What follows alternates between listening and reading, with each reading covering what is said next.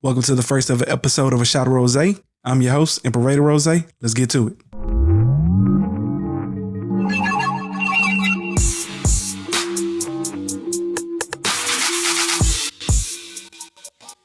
Yo, what's good, everybody? Oh, man, this has been a journey. Thank you for tuning in. If it's your first time ever stopping by, I go by Imperator Rose. This is my podcast, A Shot of Rose. If you don't know, I already host a podcast called Stop the Foolishness, where every week, me and my cousin and my sister, we get together and we just have a good time and we talk about all the foolish things that are happening in the world, any weird news story, or just in general, any of the foolishness that be going on in social media. And we just crack up and have a good time and just talk about it over and over. For a while there, or still going on, to be truthful with you, there have been podcasts that we've addressed on the pod for bringing a lot of foolishness into the world that personally I just wasn't agreeing with, which is kind of about how this pod came about. I don't feel any need to name drop, but it's a lot of podcasts out here cloud chasing, saying foolishness, bringing a lot of goofiness into the world with a lot of social following and a lot of people agreeing with them.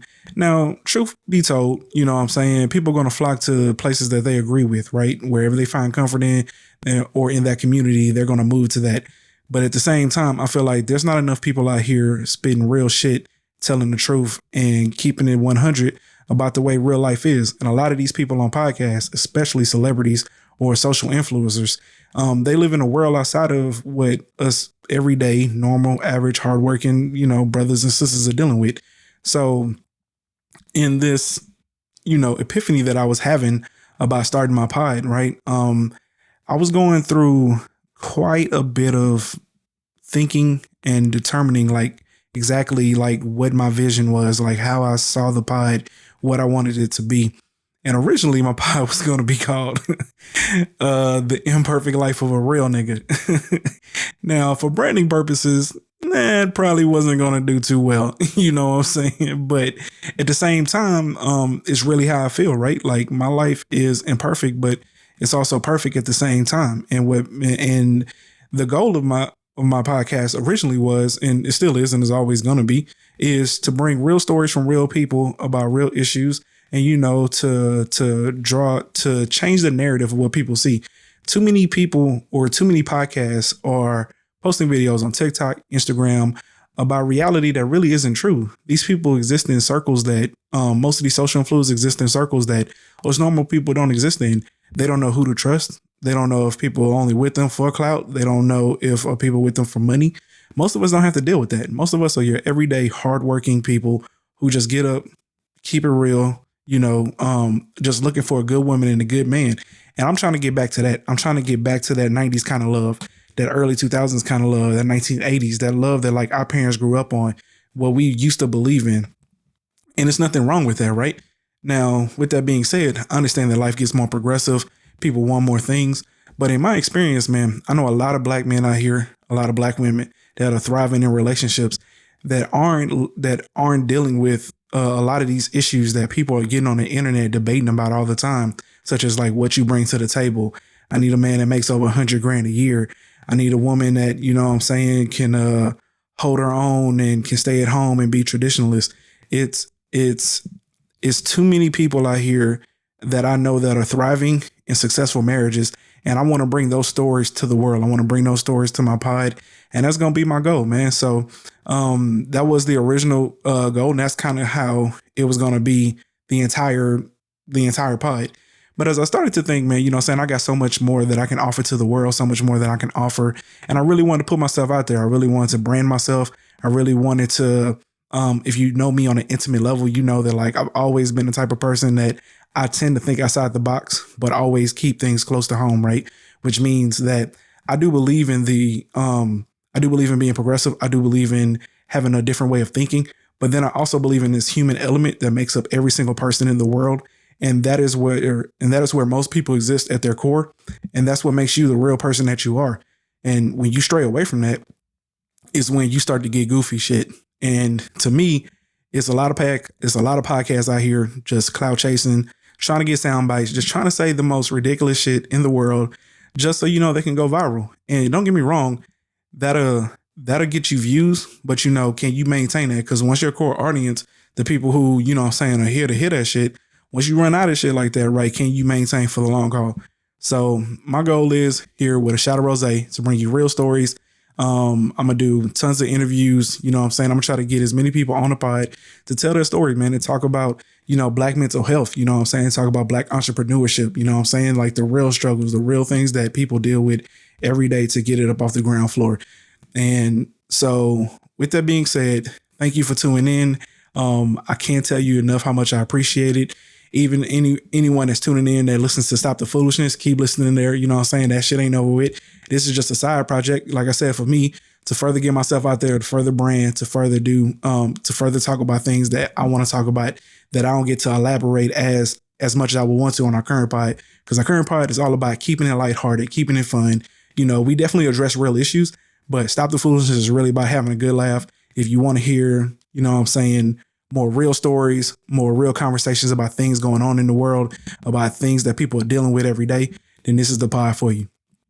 So let's go ahead and get into our first thing here. This is so I was listening to the $1 Million Worth of Game a while ago, right? And Cam Newton has always been somebody who, like, I've always looked at that I feel like always keeps it 100. Now, at the same time, I don't always agree with what my man has to say, but for the purpose of this episode, it's really important that, like, I dive into this conversation they had with $1 Million Worth of Game, because I felt like he was being genuine and really keeping it real. And it's very important that we discuss that. So let's go ahead and talk about it. That's what it's about. Absolutely, man. Definitely what it's about. Now, you know, a lot of people, they know one Cam. They don't know Cam. The upbringing, you growing up, what was that like? How was that? So I'm not one of these dudes to be like, bro, I'm gutter, I'm this, I'm that. Man, I had a perfect example of what a man was in my life by my father. My parents has been together for 36, 37 years now, and it's a beautiful thing. I grew up in a 3-parent household, my mom, my father, and my grandmother. And I knew what a woman was, not a bad bitch. Okay, what's the difference? Okay, so before we get into that shit, because this is where I'm gonna disagree with Cam. This is what I'm talking about when I say keeping it real. Like, I'm talking about, you know what I'm saying? Like, he grew up in a household that had his mom, who was a beautiful example for him of how a woman should be. He grew up with his father, who was an excellent man in leadership. You know what I'm saying? He was a man of the cloth. You know, he was somebody who Cam probably looked up to and probably still does look up to as the example of who he probably wanted to be. Although, you know what I'm saying, I'm sure he's made his share of mistakes. But this is the kind of talk that I'm talking about. Like, and that's why I appreciate, especially $1 Million Worth of Game. Gillie and Wallow always been known to keep it real. But like I said, there's too many people out here always trying to portray this image of, you know, saying they grew up hard, they got it out the mud, when in reality, they might actually had a pretty decent upbringing. And Cam Newton is one of them people that, if you know his story, he actually did. And everyone in the NFL actually goes through this, because in order to make it to the NFL, you got to be the best of the best. But his ascension to fame, you know what I'm saying, it didn't come easy. You know, he started off in Florida. He was a high recruit, didn't work out there. He had to go to a JUCO, then finally made his way back to Auburn to being the number 1 overall pick. So he could, you know what I'm saying, channel this storyline of getting out the mud, but honestly, it's just working hard and achieving your dreams. But I appreciate him for bringing that into reality and saying, like, yo, I ain't grow up gutter. I ain't no street dude. I was raised by beautiful people who taught me to be a beautiful person. And as you can see, the lessons that they gave this man truly flourished into the person who he is today. All right, let's keep it going. Woman. Okay. A bad bitch is a person who's just, you know, girl, I'm a bad bitch. You know, I'm doing this, I'm doing that. I look the part, but I don't act the part. Okay. You know, and it's a lot of women who are bad bitches. And I say bitches in a way, not to degrade a woman, but just to go off the aesthetic of what they deem is a boss chick. Now, a woman for me is handling your own, but knowing how to cater to a man's needs, right? And I think a lot of times when you get that aesthetic of like, I'm a boss bitch, like I'm a this, I'm a that, no, baby, like, but you can't cook. Okay. You don't know when to be quiet. You don't know how to allow a man to lead.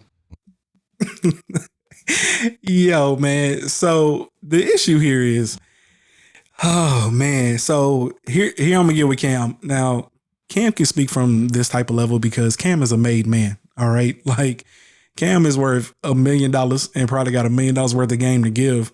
But it always amazes me that whenever niggas want to knock bad or boss bitches off their pedestal, they always bring up cooking and shit. They always bring up being quiet.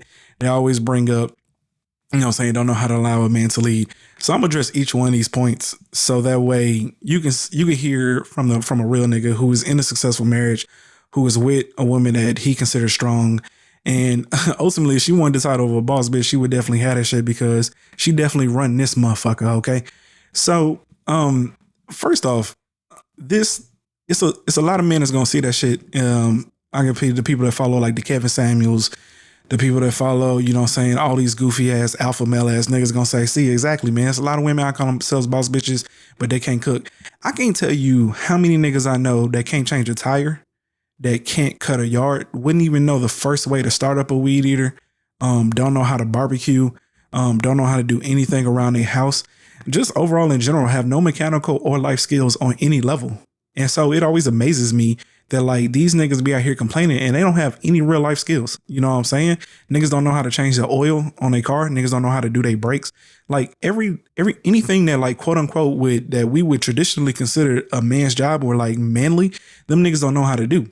Now, with that being said, if you a made man and you got that bread and you can take care of everything in the world that you need to take care of, then by all means, my nigga, you can have whatever type of opinion you have because money rules the world and cash is king. So in which case, if you got that real bread and anything and everything you need to take care of, you can pay for, then cool.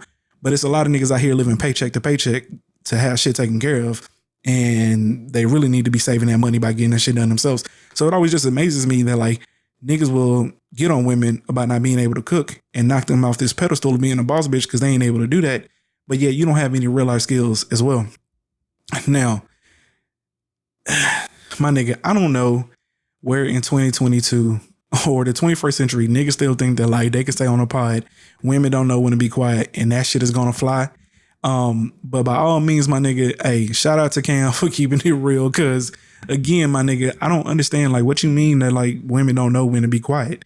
Like, why are you trying to tell women when to be quiet? Like, if you get into an argument with somebody or if you get into a heated exchange with someone, then in which case, ain't now one of y'all gonna be quiet. Like, y'all are each trying to get your point across. You know what I'm saying? Are you talking about like they're not effective communicators? Are you like, and then again, that's generalizing. But again, he's talking about a specific type of woman. He's talking about like boss bitches who he don't consider boss bitches, you know what I'm saying, because of this reason there, right? So he is entitled to his opinion. But at the same time, in my experience, a lot of times just talking to people and working things out is the best way to go about it. And too many times a nigga will just write off a chick and be all like, yo, so she ain't know when to be quiet. And I never understood that to begin with. And I still don't. So I'm gonna need further clarification on that. Last thing, allow a man to lead. Oh man, I could write a book on this shit. But I'm gonna try to get my perspective on this in a way in which I hope that helps anyone that listens to this shit to understand. This whole women now allowing a man to lead is to really put into perspective, it's the most goofiest argument in the world to me, man, because this principle, what I'm about to say can apply to almost everything in life, right? Like people follow people who they trust. You allow someone to lead you who you trust. I have managed people since the day I basically started working, only for a very short time period in the work field. And was I an employee that wasn't in a position of some type of authority? And I stumbled. I've had attitudes about shit. And I was at my best as a manager. You know what I'm saying? Just to put it into perspective here, I was my best as a manager when I started to understand the different type of personalities and people that like I was managing. Some people I could come down on real hard and they would perform better. You know what I'm saying? Because like they needed that tough kind of, you know what I'm saying, like get on them and then they would start to perform.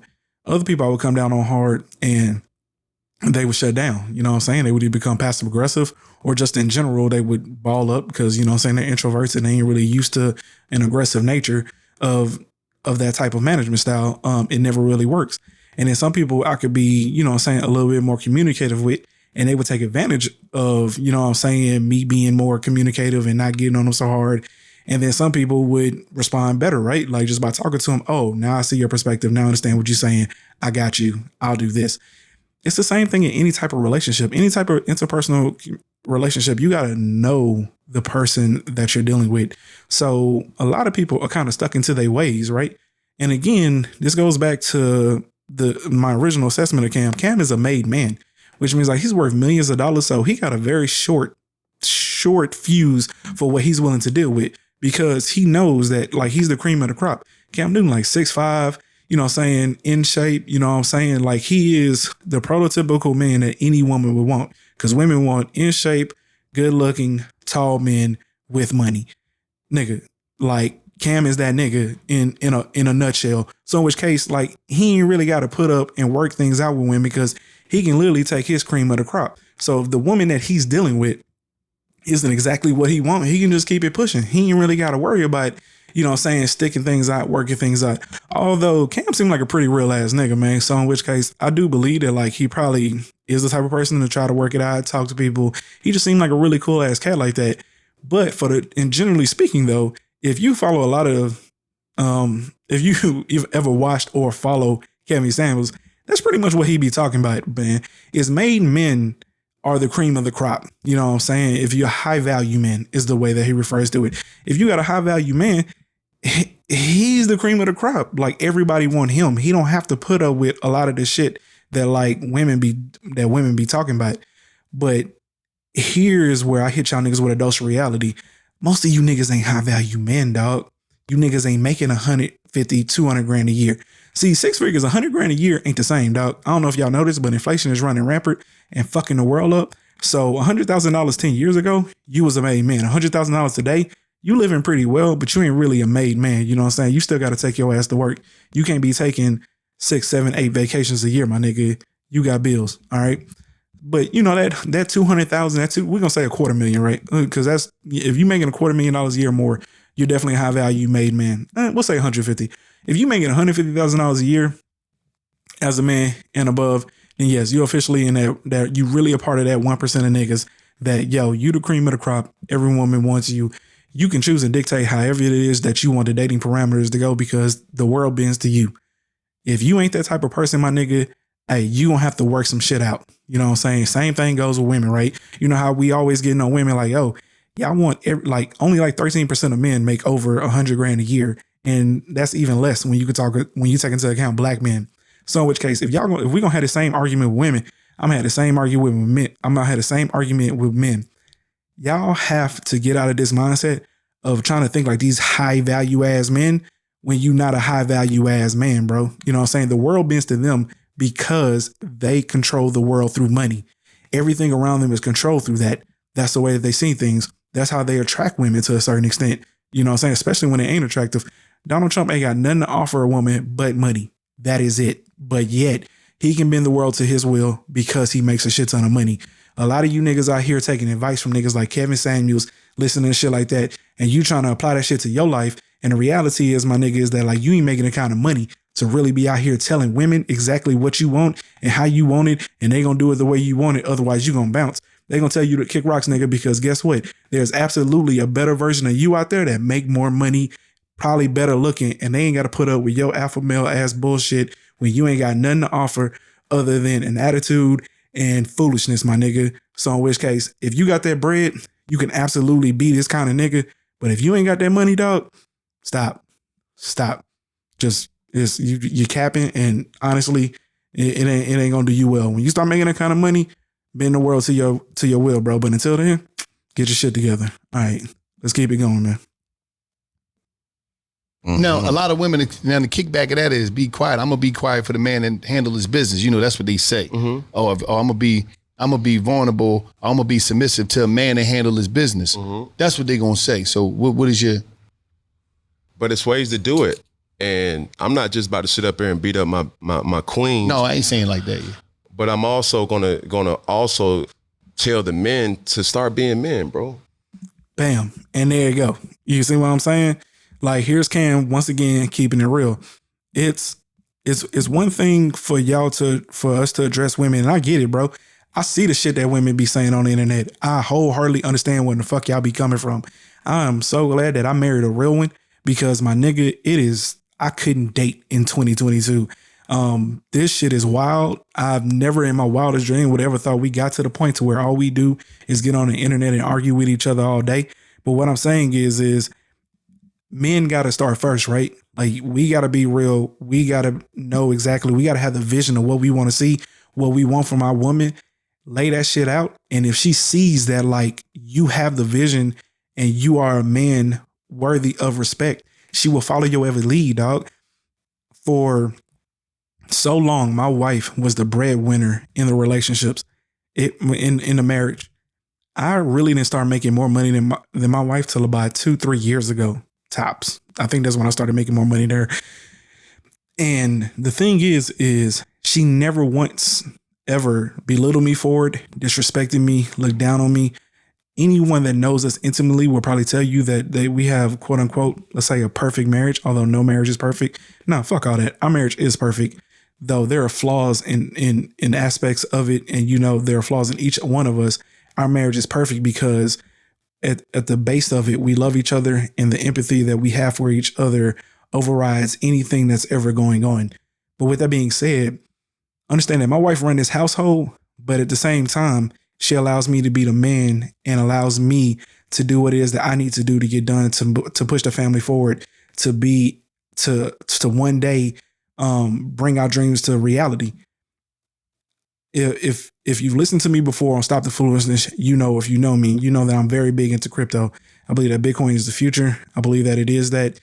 Tristan have to let me start investing into that. She could have been all like, nah, nigga, you're not making sense. I don't know about this. Everybody said this shit a scam, but she didn't do that. When I came to her and I started explaining to her, she listened. She was all like, okay, well, if you believe that, then cool, we can do this. We can allocate this much amount of money to investing into it. And that's exactly what she did. I want y'all to know that in this room right now, I probably have over, I would want to say probably close to $2,000 worth of equipment now. Probably even more than that. Okay. Probably close to $3,000. Understand that like I've built this so that way it would be a business and that one day I can start making money from it. She didn't have to let me do that. Okay. I came to her, I said, baby, this is my vision. This is what I want to do. This is what I want to see. And she said, okay, if that's your vision, if that's your goal, if that's your dream, push that shit forward. And the reason why she let me do that, or the reason why I didn't get any hassle and she allowed me to lead and do the things that I want to do, is because at the core of it, she understood that, yo, I trust this man. This man I know has my back, and I have his back. Okay. This is the reason why I say whenever I talk about my wife, nobody has been more supportive of me through anything I've ever been through. And that shit is powerful. And too many times I see niggas talking about how like, yo, I don't need a woman. I don't need that shit. All they do is get in your way. And I'm trying to understand, because if you listen to any successful black man, he will always tell you that the reason as to why he's successful is because he had a strong black woman. And I can't speak on that shit enough. That is exactly the reason as to why I am who I am. That's the reason Cam is who he is. Who do you think his mama is? That's the person who's behind him. And eventually when he if he ever finds the woman of his dreams, that's the reason why he's going to get to the next level in life. You don't get anywhere in life if you don't, you know what I'm saying, really pave a way, and you're not a real alpha male running over niggas. I'm going to make shit happen any kind of way. And you really get to an elite level status by money. You get that through teamwork. And you get that through teamwork, either through friendships, business partnerships, or with the person you're the most intimate with, which is most likely your wife. That is how you get shit done in life. Too many times we're trying to do things on our own and thinking that we don't need people. And really, it's just a defense mechanism to not be vulnerable. Be vulnerable, my brothers. Understand that, you know what I'm saying, when you start being a man, when your wife understands and she fully commits to you, then you will see the power of what it is to really lead and how it is to have a wife that is truly submissive. All right, let's keep it going. Absolutely. Like, that sucker shit should not be rewarded. And what sucker shit? So, you know, when a person carries himself social media wise, and it's a fraud in real life. Okay. Mm-hmm. You know, it's more to it. Every person that got money, or every person who's rich isn't a real one. Okay. You know what I'm saying? Right. Say that shit again. And I think that gets kind of misconstrued in this society now, because a lot of people have money, but they're not genuine people. You know, Right. and I pride myself. Everybody who knows me knows, like, bro, Cam's a solid dude. He keeps his circle extremely small. I'm not afraid to be by myself. Quick example. I had two of my oldest children birthday last week, and I'm in the mall by myself. I found solitude in being by myself. Yeah. And a young man approached me and was like, "Hey, bro, I know your cousin." And I'm like, "Okay, what's like who?" You know, he spoke his name, and you know, I proceeded to keep walking, getting my children their birthday gifts. Then, you know, the same dude kind of followed me into the store and was like, "Hey, bro, he said XYZ, da da da da." I said, "Man, you know, I ain't got time. It's my daughter's birthday today or whatever." So as he left, you know, my cousin then hit me back. And when I say cousin, first cousin, my dad's sister's son, he then hit back and said, "Bro, you got to stop being by yourself." And I simply text back, "No weapon formed. ...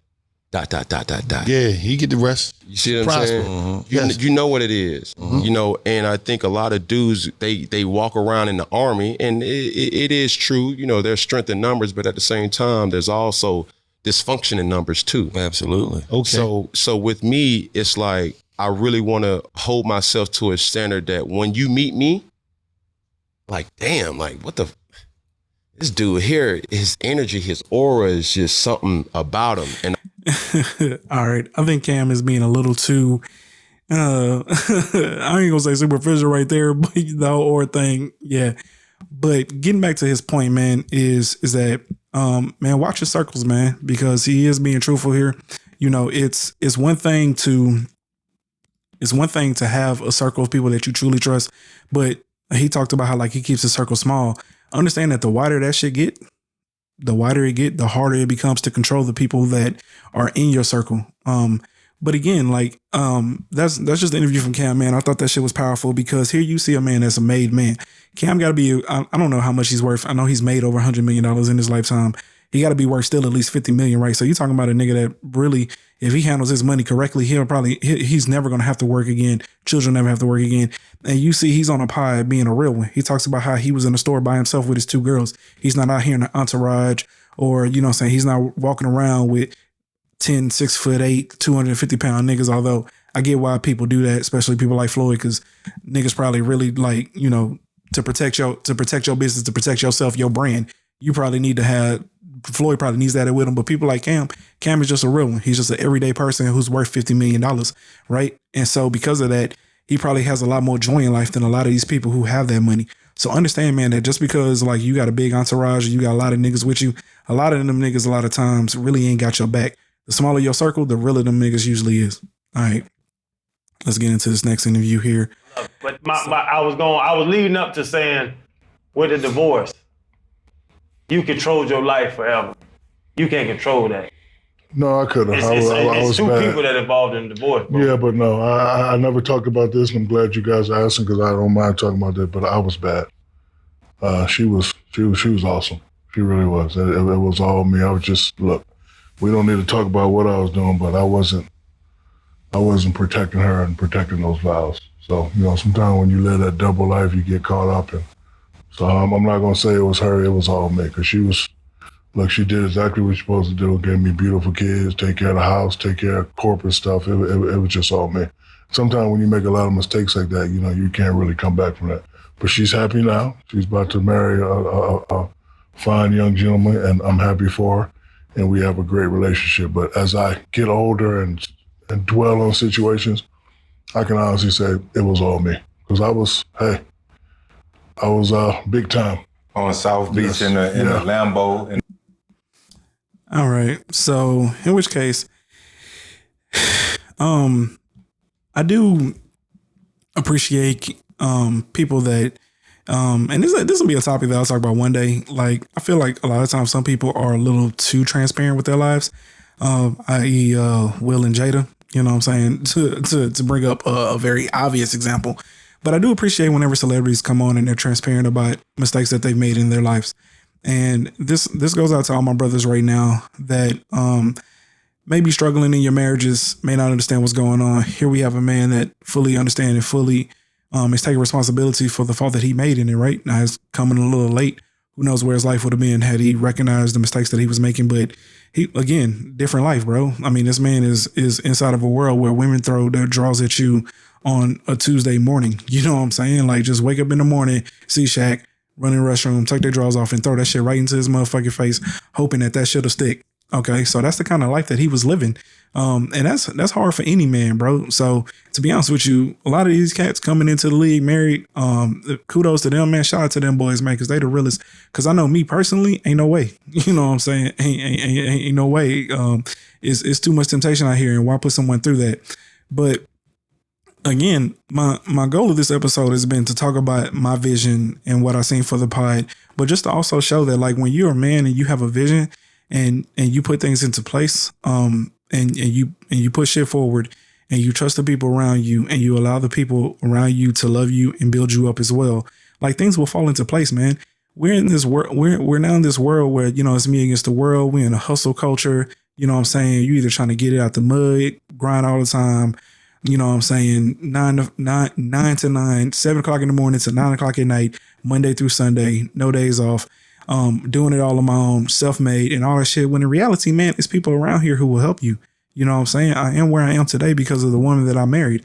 Now I married a real one, right? And I ain't gonna sit up here and say that, like, it, you know what I'm saying? All that shit happens that way all the time. You know, people put on fronts all the time, you know what I'm saying? Some of these women out here are crazy. Some of these niggas out here ain't worth shit, you know, and some people are gonna go through that. But generally speaking, man, like, if you work things out, most people are good people. You know, if you take the time to work on your marriage, work on who you are as a person, a lot of times you will see that your life will start to flourish in ways that you've never seen it. I believe in universal energy. I believe in the fact that, like, yo, if you have a vision, you put that shit into motion, you talk about it, you believe in it, you constantly grind on it. You know what I'm saying? Eventually that shit will work out the way that you want it to. That's been my entire focus with my pod so far.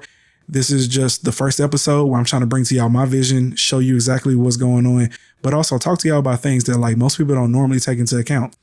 Hopefully, this has been informative to you. You've liked what you've seen. If you've made it this far, please do me a favor. Click that subscribe button, hit that notification button so that you can get all the weekly updates. This was going to come out a little late, but it's probably only like 5 of y'all listening anyway. So, but I do appreciate the 5 of y'all for showing up. But do me a favor. Also, go to Apple Podcasts, rate it, leave a review. Please, all that helps with the algorithm. It's been real. Thank you for showing up. And until next time, I'm out. Imperator Rose.